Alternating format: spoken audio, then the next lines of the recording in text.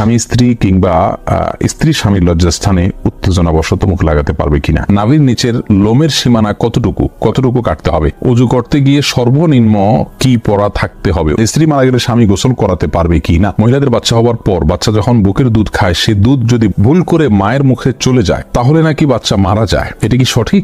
সব মহিলারা এ ব্যাপারে খুব সচেতন। মেয়েরা কি চুল বেঁধে নামাজ পড়বে নাকি চুল খুলে পড়বে? আমার এক বোনের বিয়ে হচ্ছে না, একজন বলে জাদু করেছে, কি করা যায়? পাত্রের ভেতর হাত ঢুকিয়ে অজু করা যাবে কিনা? কে বলে স্ত্রী প্রেগনেন্ট থাকলে স্বামী কোনো জীবজন্তু মারতে পারবে না, যেমন মশা, মাছি, ছারপোকা ইত্যাদি। মারলে আগত সন্তানের অমঙ্গল হবে। এটা কি সঠিক? মেয়েরা হাত পায়ের নখ বড় রাখলে কি নামাজে অসুবিধা হবে? SMS এ তালাক দিলে কি তালাক হবে নাকি মুখোচ্চারণ করলেই শুধু তালাক হবে? সোফা হেলান দিয়ে বা যে কোনো কিছুতে হেলান দিয়ে কোরআন তেলাওয়াত করা যাবে কিনা? অনেক বিলম্ব না করে চলুন আমরা চলে যাই আমাদের প্রশ্নোত্তরে সরাসরি। সাদ বিন আব্দুর রহিম, আপনি জানতে চেয়েছেন নাভির নিচের লোমের সীমানা কতটুকু কাটতে হবে? নাভির নিচ থেকে নিয়ে আপনার দোড়ানের চিপায় যে সমস্ত লোম থাকে সবগুলোকেই আপনি কাটবেন যতটুকু সম্ভব, কিছুদিন থেকে যা তাতে অসুবিধা নেই। এরপরে নাসরিন আখি, আপনি জানতে চেয়েছেন নামাজের মধ্যে এক রাকাতে ভুলে 3 বার সিজদা দিলে কি নামাজ দ্বিতীয়বার পড়তে হবে?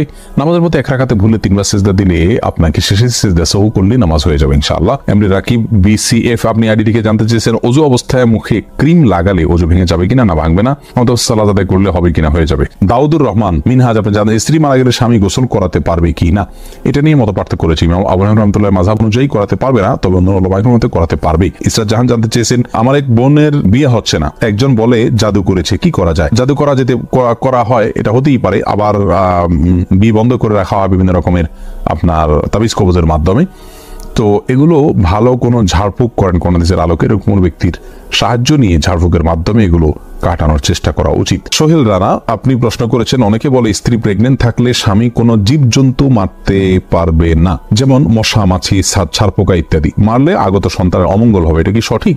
না ভাই সোহেল রানা, সম্পূর্ণ ভিত্তিহীন কথা। কোরআন হাদিস এই ধরনের কোনো কথা নেই। প্রচুর পরিমাণে ভিত্তিহীন কথা এবং প্রপাগান্ডা আমাদের সমাজে প্রচলিত আছে, অনেক কুসংস্কার আমাদের সমাজে প্রচলিত আছে। তার মধ্যে থেকে এটা একটা। স্ত্রী প্রেগনেন্ট থাকলে স্বামীর জন্য কোনো করণীয়, মুরগি জবাই করতে পারবে না, এরে করতে পারবে, ওটা করতে, এরকম কোনো কথা নেই। এগুলো সম্পূর্ণ বানানো কথা। সাইফুল ইসলাম জানতে চেয়েছেন সোফা হেলান দিয়ে বা যে কোনো কিছুতে হেলান দিয়ে কোরআন তেলাওয়াত করা যাবে কিনা? যাবে, কোনো অসুবিধা নেই। তবে কোরআনের প্রতি সম্মান প্রদর্শন করে যদি আপনি শ্রদ্ধার সাথে বসে করতে পারেন সেটা বেশি ভালো, কিন্তু হেলান দিলে করা যাবে এমন কোনো কথা নেই। এরপরে তানজিন মিষ্টি জানতে চেয়েছেন মেয়েরা হাত পায়ের নখ বড় রাখলে কি নামাজে অসুবিধা হবে?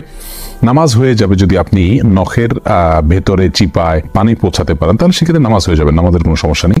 তবে যদি ব্যাপারটি এরকম হয় যে নিচে পানি পৌঁছাচ্ছে না, অতিরিক্ত হওয়ার কারণে, বড় হওয়ার কারণে ময়লা জমে যাচ্ছে, তাহলে সেটা একে তো অনুচিত, দ্বিতীয়ত হলো যদি পানি না পৌঁছে তাহলে সেক্ষেত্রে নামাজই হবে না। যেমন নখ যদি বের হয়ে থাকে তাহলে তলার অংশতে পানি পৌঁছাইতে হবে, কারণ বাইর হয়ে আসে, ওইটা আপনার দৃশ্যমান অংশ হয়ে গেল, অতএব ওখানে পানি পৌঁছাইতে হবে।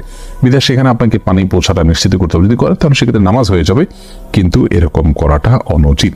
আশিকুর রহমান জানতে চেয়েছেন SMS এ তালাক দিলে কি তালাক হবে নাকি মুখোচ্চারণ করলেই শুধু তালাক হবে? যে স্বামী যদি নিজে SMS-টা লিখে পাঠান তাহলেও তালাক হয়ে যাবে, মুখোচ্চারণ করতে হবে এমন কোনো কথা না, লিখলেও তালাক হয়ে যায়। মান্না, আপনি জানতে চেয়েছেন মৃত বাবাকে স্বপ্ন দেখলে করণীয় কি কোরআন সুন্নাহর আলোকে? বিশেষ কোনো করণীয় নেই। আপনি তাকে দেখেছেন, আপনার তার প্রতি ভালো লাগা, ভালোবাসা কাজ করছে, তার জন্য আপনি এই জন্য বিশেষ করে আল্লাহর কাছে দোয়া করুন, আল্লাহর কাছে চান, তার পক্ষ থেকে দান সদকা করুন। বাস, নির্দিষ্ট করে কোনো কিছু করতে হবে এমন কোনো বাধ্যবাধকতা নেই। অজু করতে গিয়ে সর্বনিম্ন কি পরা থাকতে হবে? অজু করতে গিয়ে কোনো কিছু পরা থাকতে হবে এমন কোনো শর্ত নেই যে এই পরিমাণ পোশাক থাকতে হবে, এমন কোনো বাইন্ডিংস নাই। রোদেলা নাদিয়া জানতে চেয়েছেন মহিলাদের বাচ্চা হওয়ার পর বাচ্চা যখন বুকের দুধ খায়, সে দুধ যদি ভুল করে মায়ের মুখে চলে যায় তাহলে নাকি বাচ্চা মারা যায়। এটা কি সঠিক? সব মহিলারা এ ব্যাপারে খুব সচেতন। এটার সাথে কি আদৌ কোনো বাচ্চা মারা যাওয়ার কারণ থাকতে পারে? উত্তর হলো না। এটা সম্পূর্ণ কুসংস্কার। মায়ের বুকের দুধ যদি ভুলে মায়ের মুখে চলে যায়, বাচ্চা মারা যাবে তো দূরের কথা, এতে কোনো সমস্যাই হবে না। এটা সম্পূর্ণ মনগড়া এবং ভিত্তিহীন বানোয়ার কথা। মোহাম্মদ জনি, আপনি প্রশ্ন করেছেন যে আমার মা আমি পেটে থাকা কালে কোমড়া স্বপ্নে দেখেছিল, তাই মুরব্বীরা তাকে কোমড়া খেতে নিষেধ করেছে। মা এখনো কোমড়া খায় না, এ বিষয়ে কি বললে উপকার হবে? ভাই মোল্লা জনি, আপনার মাকে বলবেন ভালো করে কোমড়া খেতে, যত প্রকার কোমড়া আছে সবগুলো খাবেন, বাজি করে রান্না করে করে এবং কাঁচা খেতে পারলে কাঁচা যতভাবে মনে চায় ততভাবে খাবেন। কমলা খাওয়া, স্বপ্ন দেখলে কমলা খাওয়া যাবে না, এটা শুধু কুসংস্কার না, ভয়াবহ এবং হাস্যকর কুসংস্কার। স্বপ্ন দেখলে খাওয়া যাবে না এমন কোনো কথা নেই, বরং সেটি তার খেতে হবে। আল্লাহ রাব্বুল আলামিন বলেছেন লিমা তুহাররিমু মা আহাল্লাহু লাক, যেটা আল্লাহ আপনার জন্য হালাল করেছেন সেটা আপনি কেন হারাম করছেন? আল্লাহ রাব্বুল আলামিন হালাল খাবার যেটা রেখেছে সেটাকে নিজের জন্য হারাম করা, এটা কারোর জন্য জায়েজ নাই, এটা গুনাহের কথা। ইউটিউবে আইডি থেকে আপনি জানতে চেয়েছেন পাত্রের ভেতর হাত ঢুকিয়ে অজু করা যাবে কিনা। যাবে, কোনো অসুবিধা নেই এমনি। তবে এক্ষেত্রে হাতে কোষ করে পানি নিয়ে আগে হাতটাকে 3 বার পানি নিয়ে হাতটা ভালো করে ধুয়ে নিয়ে তারপরে আপনি অজু করবেন, এটা হলো সুন্নাহ। মেহতাব আপনি জানতে চেয়েছেন বিয়ের 2-3 বছর পরে সন্তান নিতে চাই ইচ্ছাকৃত ভাবে, এতে কোনো গুনাহ হবে কিনা? দেখুন, আপনি যদি সন্তান না নিয়ে আজল করেন, অর্থাৎ বাহিরি বীর্যপাত করেন অথবা এমন কোনো পদ্ধতি অবলম্বন করেন যেটা স্থায়ী নয়, এবং সেটার পেছনে যদি আপনার কি খাওয়াবেন বাচ্চাকে এরকম কোনো চিন্তা না থাকে, তাহলে সেক্ষেত্রে আপনার জন্ম নিয়ন্ত্রণ জায়েজ রয়েছে। নুরুজ্জামান খোকন জানতে চেয়েছেন আমরা অন্য বইয়ের সাথে কোরআন উপর নিচে রাখতে পারবো কিনা। কোরআনের উপরে অন্য কোনো বই রাখা এটা উচিত নয়। কোরআনের আদবের প্রতি এটি আদবের বিরুদ্ধ একটি কাজ। ইবনে কাসির রাহিমাহুল্লাহ এরকম কোরআনের আদাবের ভিতরে এই পয়েন্টটাকে উল্লেখ করেছেন, সম্মান দেখানো। তবে ভুলে যদি কেউ রেখে ফেলে অসুবিধা নেই, চেষ্টা করা উচিত কোরআনকে সবকিছুর উপরে রাখা। রিজওয়ানুর রহমান হৃদয় জানতে চেয়েছেন স্বামী স্ত্রী কিংবা স্ত্রী স্বামীর লজ্জাস্থানে উত্তেজনাবশত মুখ লাগাতে পারবে কিনা। এটা ঘৃণ্য কাজ ইসলাম শরিয়াতে, এটি আর কিছু না হলো মাকরু, কমপক্ষে হারাম সরাসরি না হলো মাকরু, অপছন্দনীয় কাজ। মুকসেদ আলী জানতে চেয়েছেন মেয়েরা কি চুল বেঁধে নামাজ পড়বে নাকি চুল খুলে পড়বে। এক্ষেত্রে ইসলাম শরিয়ার বিশেষ কোনো নির্দেশনা নেই যে মেয়েরা চুল বেঁধে পড়তে হবে বা খুলে পড়তে হবে, স্বাধীনতা রয়েছে। আপনি চাইলে বেঁধে পড়তে পারেন, চাইলে খুলে পড়তে পারেন। হ্যাঁ, যে বিষয়টা আপনার খেয়াল করতে হবে তা হলো আপনার চুল যেন প্রদর্শিত না হয়, সেজন্য ঢাকা থাকে কাপড় চোপড় কোনো কিছু দিয়ে, বাস এটা আপনাকে লক্ষ্য রাখতে হবে।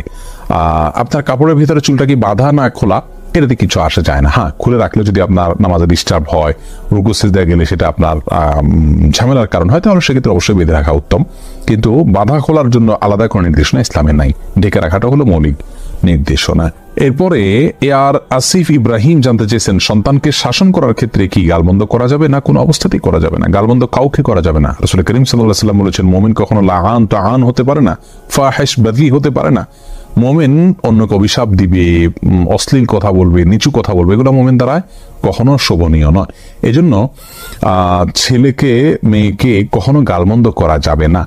তাদেরকে হেদায়েতের দোয়া করতে পারেন, আল্লাহ তোকে হেদায়েত দেখ, আল্লাহ তোকে সঠিক পথ দেখ, রাগ করে এভাবে বলতে পারেন, কিন্তু তাকে খারাপ কোনো কথা বলা যাবে না। সম্রাট শাহজাহান আপনি জানতে চেয়েছেন আইডি থেকে কাউকে পবিত্র কোরআন ছুঁয়ে প্রতিশ্রুতি দিলে সেখান থেকে মুক্তি পাওয়ার জন্য করণীয় কি।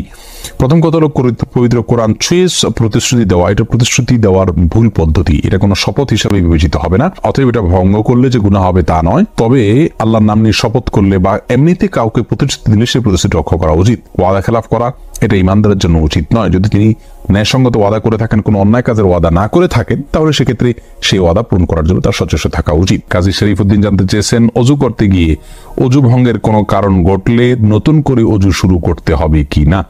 অজু করতে গিয়ে যদি অজু ভঙ্গের কোনো কারণ ঘটে যায় তাহলে আবার শুরু থেকে অজু করতে হয়, মাঝখান থেকে নয়।